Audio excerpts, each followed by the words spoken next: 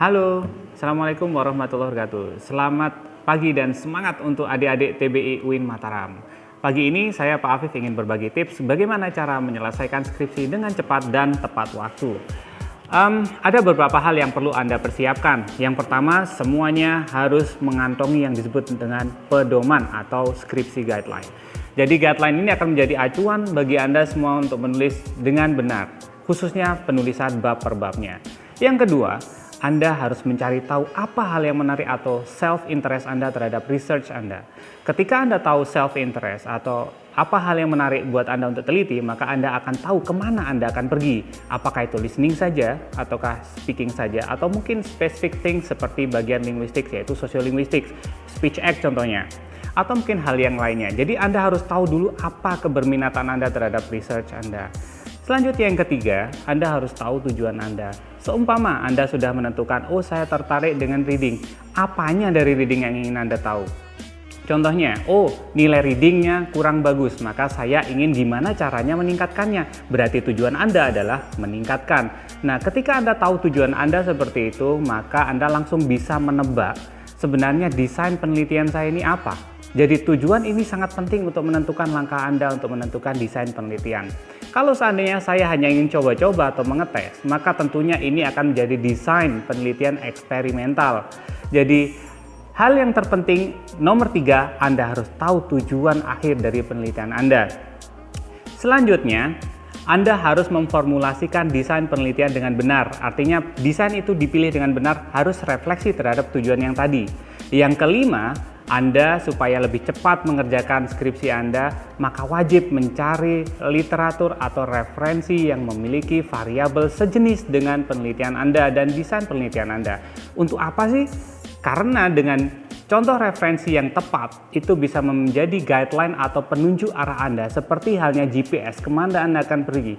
Anda bisa adaptasi instrumen, Anda bisa adaptasi cara penulisan, Anda bisa adaptasi metode pembelajaran. Bahkan yang terpenting adalah menentukan research question-nya juga bisa membantu Anda untuk membuat formulasi yang paling tepat. Dan yang paling penting adalah membantu Anda untuk bagaimana memformulasi kesimpulan akhir Anda. Selanjutnya hal yang terpenting adalah Anda harus memiliki mental baja. Skripsi itu kesannya mudah karena hanya sekedar tulis, menulis, tapi kalau Anda tidak memiliki mental baja, memiliki keajekan, saya yakin skripsi akan menjadi momok yang sangat mengerikan. Tips selanjutnya, timeline. Timeline sangat penting karena ini akan mengatur seberapa jauh dan seberapa cepat Anda bisa mengatur ritme kerja Anda terhadap skripsi Anda. Ketika timeline sudah dibuat dengan baik, maka Anda akan bisa mengejar apakah saya ini sudah sesuai dengan target ataukah belum. Sebagai generasi milenial, tips selanjutnya adalah manfaatkan grammar check yang ada di online.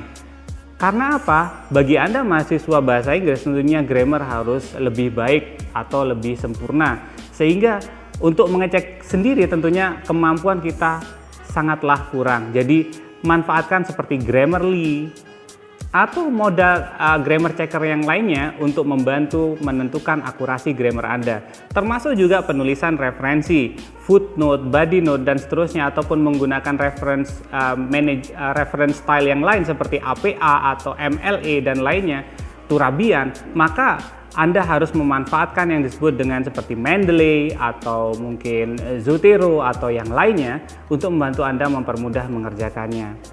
Dan yang paling terakhir adalah rajin. Ini tips yang paling penting buat Anda. Rajin ini berhubungan dengan timeline Anda. Tidak ada kesempurnaan dan ketepatan waktu jika Anda tidak rajin.